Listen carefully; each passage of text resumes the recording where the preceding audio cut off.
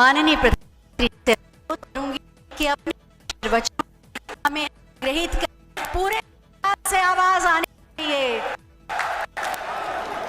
मोदी मोदी पूरे पंडाल से गूंजे।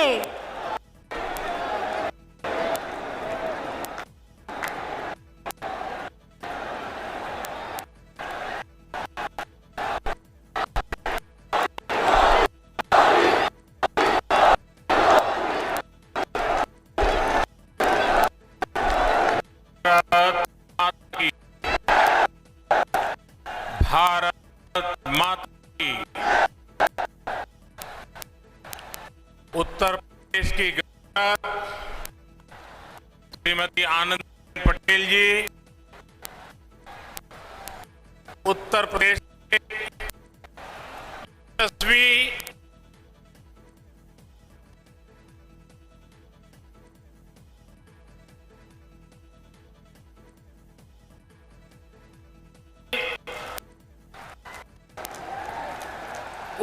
मंत्री श्री दिनेश शर्मा जी, सरकार के मंत्री,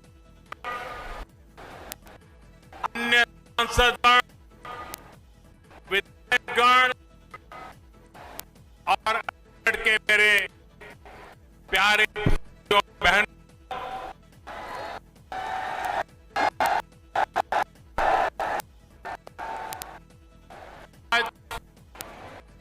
अलीगढ़ के लिए, पश्चिम उत्तर प्रदेश के लिए बहुत बड़ा दिन है। आज राधा अष्टमी भी है। ये इस दिन और भी पुनीत बनाता है। व्रज भूमि के तो कण कण में, रज रज में राधा ही राधा है।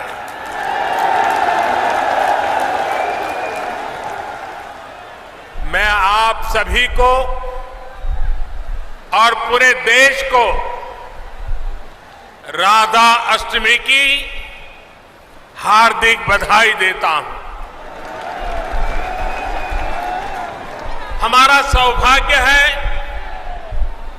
कि विकास के इतने बड़े कार्यों की शुरुआत आज इस पवित्र दिन से हो रही है।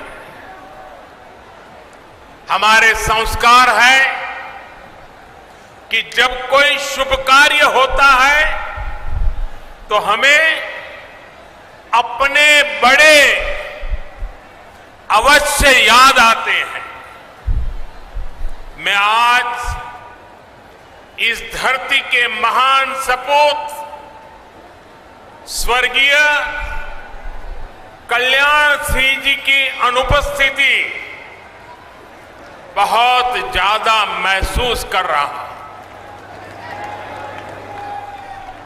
आज कल्याण सिंह जी हमारे साथ होते तो राजा महेंद्र प्रताप सिंह राज्य विश्वविद्यालय और डिफेंस सेक्टर में बन रही अलीगढ़ की नई पहचान को देखकर बहुत खुश हुए होते और उनकी आत्मा जहां भी होगी हमें आशीर्वाद देती होगी।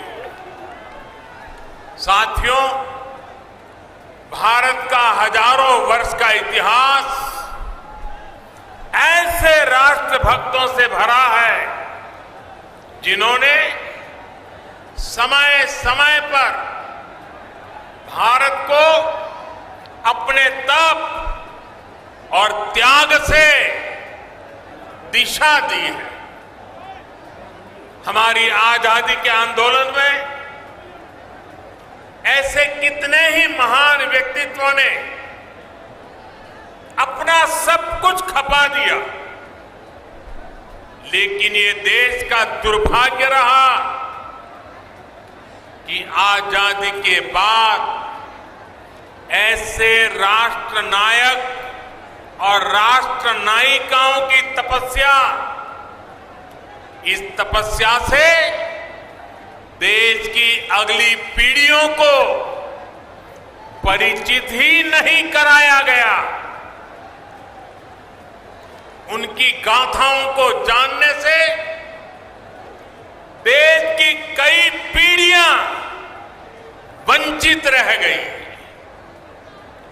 20वीं सदी की उन गलतियों को आज 21वीं सदी का भारत उन गलतियों को सुधार रहा है। महाराजा सुहेलदेव जी हो, दीनबंधु चौधरी छोटूराम जी हो, या फिर अब राजा महेंद्र प्रताप सिंह जी, राष्ट्र निर्माण में इनके योगदान से नई पीढ़ी को परिचित कराने का ईमानदार प्रयास आज देश में हो रहा है। आज जब देश अपनी आजादी के 75 वर्ष का पर्व मना रहा है, आजादी का अमृत महोत्सव मना रहा है, तो इन कोशिशों को और गति दी गई है। भारत की आजादी में राजा महेंद्र प्रताप सिंह ने उनके योगदान को नमन करने का ये प्रयास ऐसा ही एक पावन अवसर है। साथियों, आज देश के हर उस युवा को जो बड़े सपने देख रहा है, जो बड़े लक्ष्य पाना चाहता है, उसे राजा महेंद्र प्रताप सिंह जी के बारे में अवश्य जानना चाहिए, अवश्य पढ़ना चाहिए। राजा महेंद्र प्रताप सिंह जी के जीवन से हमें अदम्य इच्छा शक्ति, अपने सपनों को पूरा करने के लिए कुछ भी कर गुजरने वाली जीवटता आज भी हमें सीखने को मिलती है। वो भारत की आजादी चाहते थे और अपने जीवन का एक एक पल उन्होंने इसी के लिए समर्पित कर दिया था। उन्होंने सिर्फ भारत में ही रहकर और भारत में ही लोगों को प्रेरित नहीं किया, बल्कि वो भारत की आजादी के लिए दुनिया के कोने कोने में गए। अफगानिस्तान हो, पोलैंड हो, जापान हो, दक्षिण अफ्रीका हो, अपने जीवन पर हर खतरा उठाते हुए वो भारत माता को बेड़ियों से आजाद करने के लिए जुटे रहे, जी जान से जुटे रहे, जीवन भर काम करते रहे। मैं आज के युवाओं से कहूंगा कि जब भी मेरे देश के युवाएं, मेरी इस बात को गौर से सुनिए, मैं देश के युवाओं को कहूंगा कि जब भी उन्हें कोई लक्ष्य कठिन लगे, कुछ मुश्किलें नजर आए, तो मेरा आपसे अनुरोध है वो आप राजा महेंद्र प्रताप सिंह जी को जरूर याद करना, आपका हौसला बुलंद हो जाए। राजा महेंद्र प्रताप सिंह जी जिस तरह एक लक्ष्य, एक निष्ठ होकर भारत की आजादी के लिए जुटे रहे, वो आज भी हम सबको प्रेरणा देता है। और साथियों, आज जब मैं आपसे बात कर रहा हूं तो मुझे देश के एक और महान स्वतंत्र सेनानी, गुजरात के सपूत श्यामजी कृष्ण वर्मा जी का भी स्मरण हो रहा है। प्रथम विश्व युद्ध के समय राजा महेंद्र प्रताप जी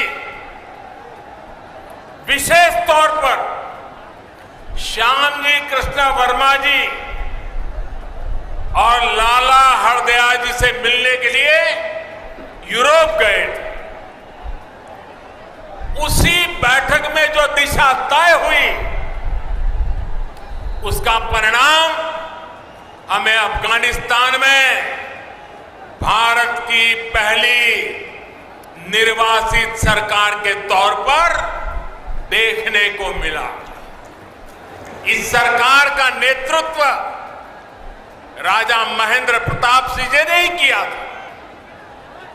ये मेरा सौभाग्य था कि जब मैं गुजरात का मुख्यमंत्री था तो मुझे श्यामजी कृष्ण वर्मा जी की अस्थियों को 73 साल के बाद श्यामजी कृष्ण वर्मा जी की अस्थियों को भारत लाने में सफलता मिली थी। और अगर आप कभी कच्छ जाने का मौका मिले तो कच्छ के मांडवी में श्यामजी कृष्ण वर्मा जी का एक बहुत ही प्रेरक स्मारक है, जहां उनके अस्थि कलश रखे गए हैं। वो हमें मां भारती के लिए जीने की प्रेरणा देते हैं। आज देश के प्रधानमंत्री के नाते मुझे फिर से एक बार ये सौभाग्य मिला है कि मैं राजा महेंद्र प्रताप जी जैसे विजनरी और महान स्वतंत्र सेनानी के नाम पर बन रही यूनिवर्सिटी का शिलान्यास कर रहा हूं। मेरे जीवन का एक बड़ा सौभाग्य है। और ऐसे पवित्र अवसर पर आप इतनी बड़ी संख्या में आशीर्वाद देने आए। जनता जनार्दन के दर्शन करना ये भी शक्तिदायक होता है। साथियों, राजा महेंद्र प्रताप सिंह जी सिर्फ भारत की आजादी के लिए ही नहीं लड़े, उन्होंने भारत के भविष्य के निर्माण की नींव में भी सक्रिय योगदान दिया था। उन्होंने अपनी देश विदेश की यात्राओं से मिले अनुभवों का उपयोग भारत की शिक्षा व्यवस्था को आधुनिक बनाने के लिए किया। वृंदावन में आधुनिक टेक्निकल कॉलेज उन्होंने अपने संसाधनों से अपनी पैतृक संपत्ति को दान करके बनवाया। अलीगढ़ मुस्लिम यूनिवर्सिटी के लिए भी बड़ी जमीन राजा महेंद्र प्रताप सिंह जी ने ही दी थी। आज आजादी के इस अमृत काल में जब 21वीं सदी का भारत शिक्षा और कौशल के नए दौर की तरफ बढ़ चला है, तब मां भारती के ऐसे अमर सपूत के नाम पर विश्वविद्यालय का निर्माण उन्हें सच्ची कार्यांजलि है। इस विचार को साकार करने के लिए योगी जी और उनकी पूरी टीम को बहुत बहुत बधाई।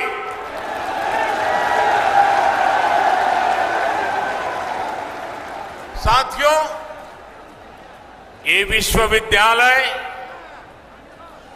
आधुनिक शिक्षा का एक बड़ा केंद्र तो बनेगा ही, साथ ही देश में डिफेंस से जुड़ी पढ़ाई, डिफेंस मैन्युफैक्चरिंग से जुड़ी टेक्नोलॉजी और मैन पावर बनाने वाला सेंटर भी बनेगा।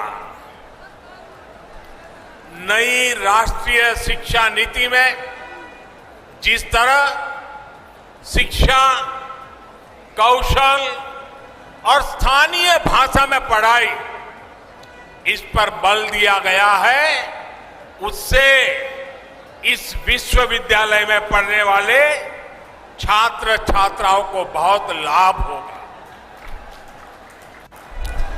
अपनी सैन्य ताकत को मजबूत करने के लिए आत्मनिर्भरता की तरफ बढ़ने भारत के प्रयासों को इस विश्वविद्यालय में होने वाली पढ़ाई नई गति देगी।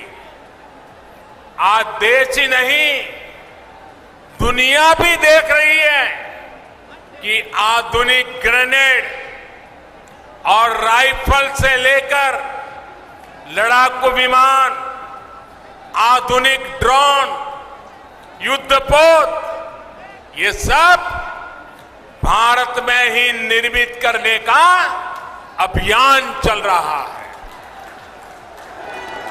भारत दुनिया के एक बड़े डिफेंस इंपोर्टर की छवि से बाहर निकलकर, वरना हमारी छवि यही है, हम डिफेंस के लिए जो भी चाहिए इंपोर्ट करते, बाहर से मंगवाते रहते। आजादी के 75 साल हो गए, हम मंगवाते रहते हैं। इस छवि से बाहर निकलकर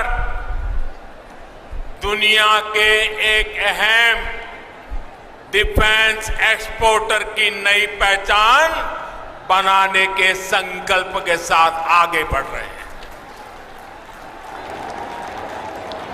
भारत की इस बदलती पहचान का एक बहुत बड़ा केंद्र ये हमारा उत्तर प्रदेश बनने वाला है, और उत्तर प्रदेश के सांसद के नाते मुझे इस बात का विशेष गर्व है।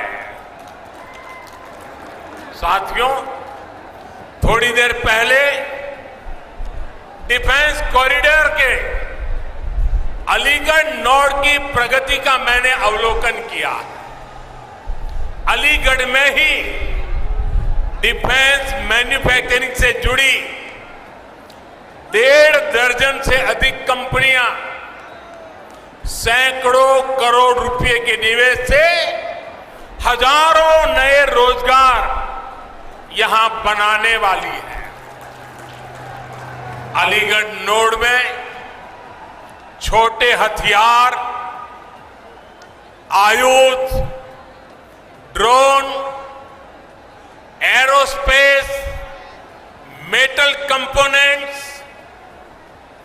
Entry drone system, defence packaging, ऐसे उत्पाद बन सके, इसके लिए नए उद्योग लगाए जा रहे हैं। ये बदलाव अलीगढ़ और आसपास के क्षेत्र को एक नई पहचान देगा। साथियों, अभी तक लोग अपने घर की या अपने दुकान की सुरक्षा के लिए अलीगढ़ के भरोसे रहते थे। पता है ना, क्योंकि अलीगढ़ का ताला अगर लगा होता था तो लोग निश्चिंत हो जाते थे।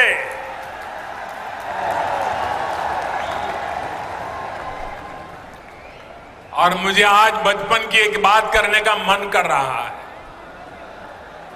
करीब 55-60 साल पुरानी बात है।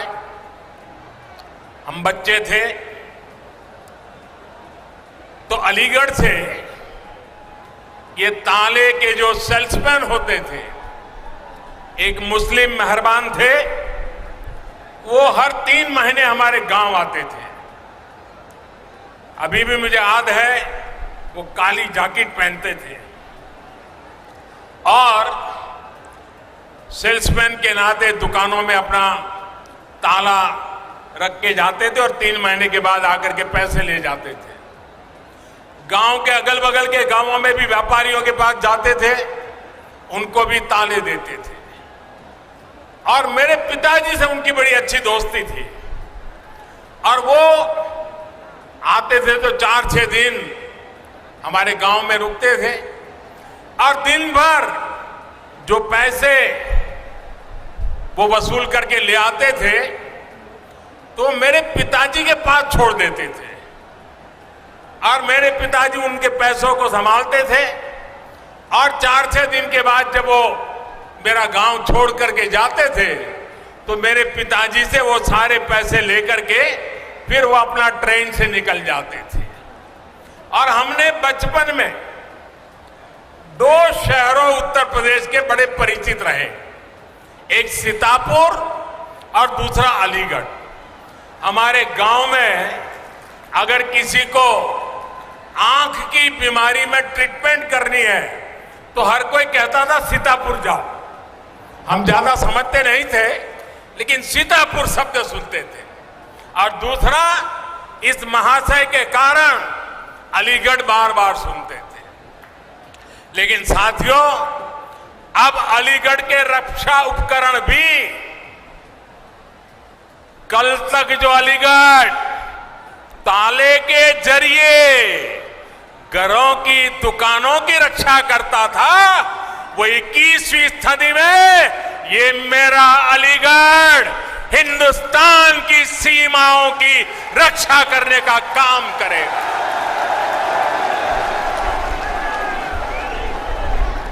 यहां ऐसे आयुध बनेंगे। 1 डिस्ट्रिक्ट 1 प्रोडक्ट योजना के तहत यूपी सरकार ने अलीगढ़ के तालों और हार्डवेयर को एक नई पहचान दिलाने का काम किया है।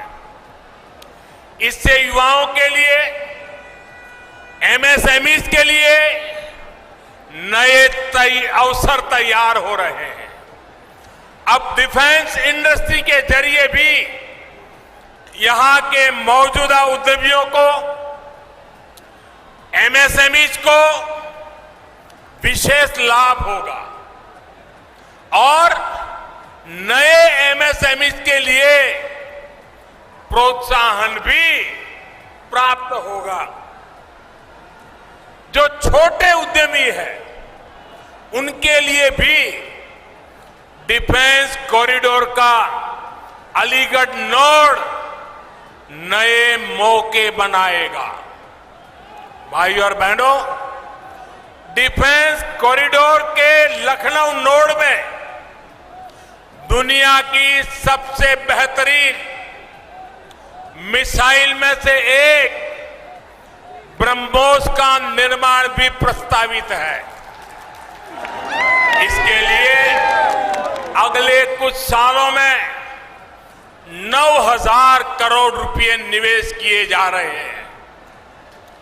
झांसी नोड में एक और मिसाइल मैन्युफैक्चरिंग से जुड़ी बहुत बड़ी महत्वपूर्ण यूनिट लगने का प्रस्ताव है। यूपी डिफेंस कॉरिडोर ऐसे ही बड़े निवेश और रोजगार के बहुत बड़े अवसरों को लेकर के आ रहा है।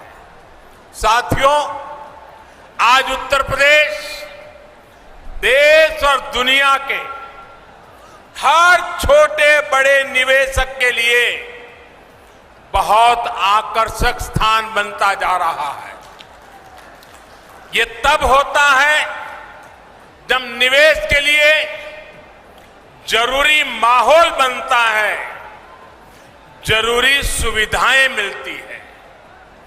आज उत्तर प्रदेश डबल इंजन सरकार के डबल लाभ का बहुत बड़ा उदाहरण है। योगी जी और उनकी पूरी टीम ने सबका साथ, सबका विकास, सबका विश्वास के मंत्र पर चलते हुए उत्तर प्रदेश को नई भूमिका के लिए तैयार किया है। अब सबके प्रयास से इसे और आगे भी बढ़ाना है। समाज में विकास के अवसरों से जिनको दूर रखा गया, ऐसे हर समाज को शिक्षा और सरकारी नौकरियों में अवसर दिए जा रहे हैं। आज उत्तर प्रदेश की चर्चा बड़े इंफ्रास्ट्रक्चर प्रोजेक्ट और बड़े फैसलों के लिए होती है। पश्चिमी उत्तर प्रदेश तो इसका एक बहुत बड़ा लाभार्थी है। ग्रेटर नोएडा में इंटीग्रेटेड इंडस्ट्रियल टाउनशिप का निर्माण, मल्टी मॉडल लॉजिस्टिक्स हब, जेवर international airport, Delhi Meerut regional rapid transit system, metro connectivity, आधुनिक हाईवे और एक्सप्रेसवे, ऐसे अनेक काम आज पश्चिमी उत्तर प्रदेश में हो रहे हैं। यूपी में चल रहे ये हजारों करोड़ रुपए के प्रोजेक्ट आने वाले वर्षों में भारत की प्रगति का बड़ा आधार बनेंगे। भाई और बहनों, मुझे आज ये देखकर बहुत खुशी होती है कि जिस यूपी को देश के विकास में एक रुकावट के रूप में देखा जाता था, वही यूपी आज देश के बड़े अभियानों का नेतृत्व कर रहा है।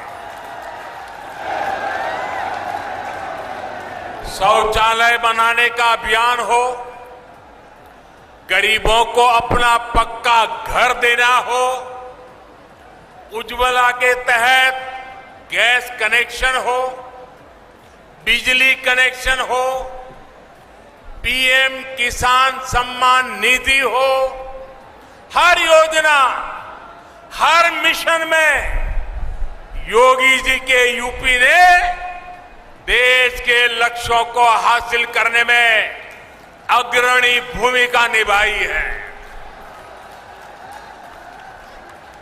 वरना मुझे तो याद है, वो दिन मैं भूल नहीं सकता हूं, जब 2017 से पहले गरीबों की हर योजना में यहां रोड़े अटकाए जाते थे। एक एक योजना लागू करने के लिए दर्जनों बार केंद्र की तरफ से चिट्ठी लिखी जाती थी, लेकिन यहां उस गति से काम नहीं होता था। ये मैं 2017 के पहले की बात कर रहा हूं। जैसे होना चाहिए था वैसा नहीं होता था। साथियों, यूपी के लोग भूल नहीं सकते कि पहले यहां किस तरह के घोटाले होते थे, किस तरह राजकाज को भ्रष्टाचारियों के हवाले कर दिया गया था।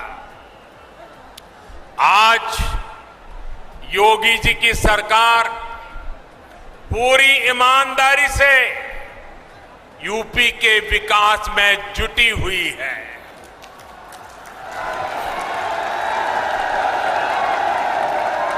एक दौर था जब यहां शासन प्रशासन गुंडों और माफियाओं की मनमानी से चलता था, लेकिन अब वसूली करने वाले, माफिया राज चलाने वाले सलाखों के पीछे हैं। मैं पश्चिम उत्तर प्रदेश के लोगों को विशेष तौर पर याद दिलाना चाहता हूं, इसी क्षेत्र में 4-5 साल पहले परिवार अपने ही घरों में डर करके जीते थे। बहन बेटियों को घर से निकलने में, स्कूल कॉलेज जाने में डर लगता था। जब तक बेटियां घर वापस न आए, माता पिता की सांसें अटकी रहती थी। जो माहौल था उसमें कितने ही लोगों को अपना पुश्तैनी घर छोड़ना पड़ा, पलायन करना पड़ा। आज यूपी में कोई अपराधी ऐसा करने से पहले 100 बार सोचता है।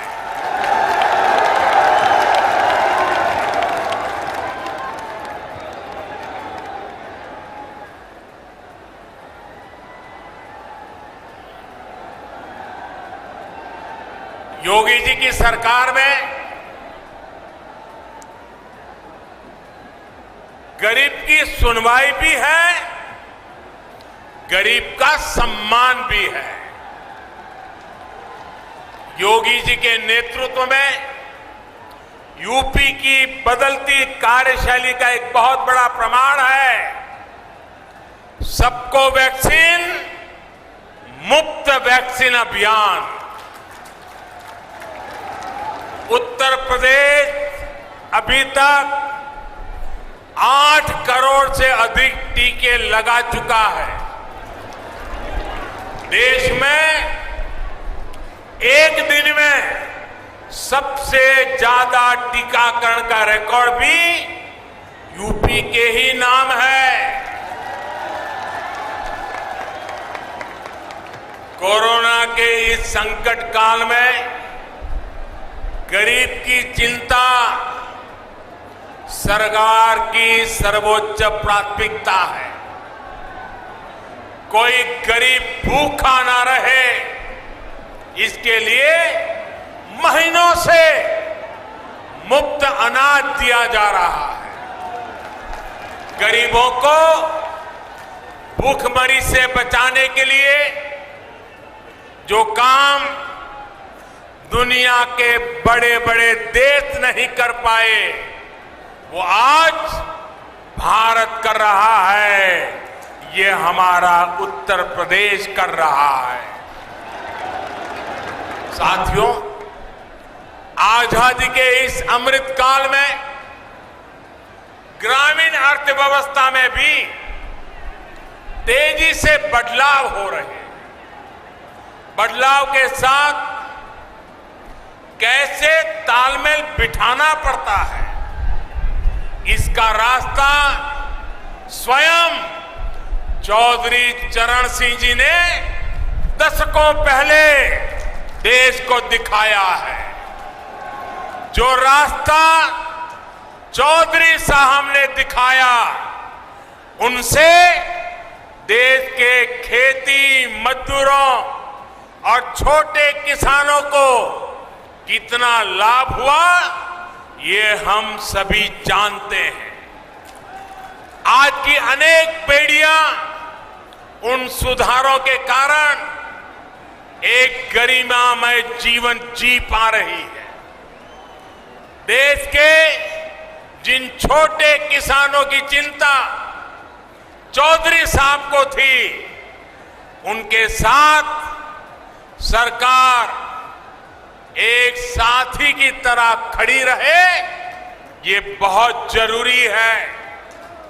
इन छोटे किसानों के पास 2 हेक्टेयर से भी कम जमीन है और हमारे देश में छोटे किसानों की संख्या 80% से ज्यादा है।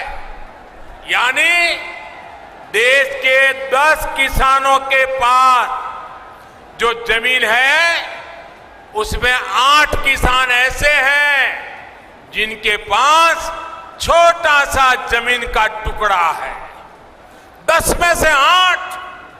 इसलिए केंद्र सरकार का निरंतर प्रयास है कि छोटी जोत वालों को ताकत दी जाए। 1.5 गुना एमएसपी हो, किसान क्रेडिट कार्ड का विस्तार हो, बीमा योजना में सुधार हो, 3,000 रुपये की पेंशन की व्यवस्था हो, ऐसे अनेक फैसले छोटे छोटे किसानों को सशक्त कर रहे हैं।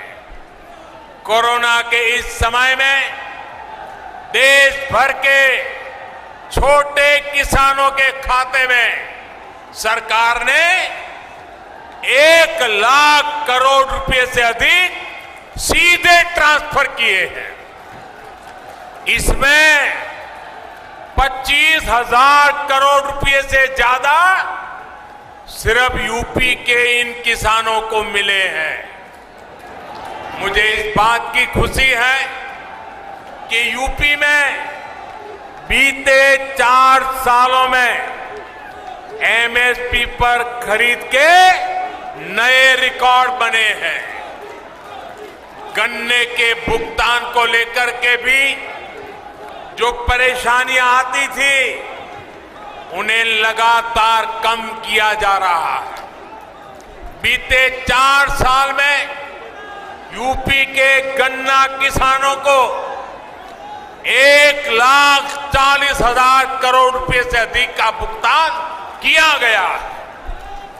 आने वाले साल तो यूपी के गन्ना किसानों के लिए नई संभावनाओं के दरवाजे खोलने वाला है। गन्ने से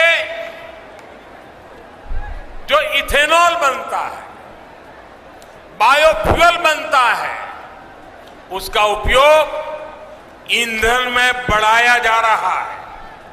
इसका बड़ा लाभ पश्चिम यूपी के गन्ना किसानों को भी होने वाला है। साथियों, अलीगढ़ समेत पूरा पश्चिमी उत्तर प्रदेश आगे बढ़े, इसके लिए योगी जी की सरकार और केंद्र सरकार कंधे से कंधा मिलाकर दिन रात मेहनत कर रही है। हमें मिलकर इस क्षेत्र को और समृद्ध करना है। यहां के बेटा बेटियों के सामर्थ्य को और बढ़ाना है और विकास विरोधी हर ताकत से उत्तर प्रदेश को बचाना है। राजा महेंद्र प्रताप सिंह जैसे राष्ट्र नायकों की प्रेरणा से हम सभी अपने लक्ष्यों में सफल हो, इसी कामना के साथ आप इतनी बड़ी तादाद में आशीर्वाद देने आए। मुझे आप सबके दर्शन का सौभाग्य मिला, इसके लिए आपका धन्यवाद भी करता हूं, बहुत बहुत शुभकामनाएं देता हूं। दोनों हाथ ऊपर करके मेरे साथ बोलना है। मैं कहूंगा, राजा महेंद्र प्रताप सिंह, आप दोनों हाथ ऊपर करके बोलेंगे, अमर रहे, अमर रहे। राजा महेंद्र प्रताप सिंह, राजा महेंद्र प्रताप सिंह, राजा महेंद्र प्रताप सिंह, राजा महेंद्र प्रताप सिंह, राजा महेंद्र प्रताप सिंह। भारत माता की, भारत माता की। बहुत बहुत धन्यवाद।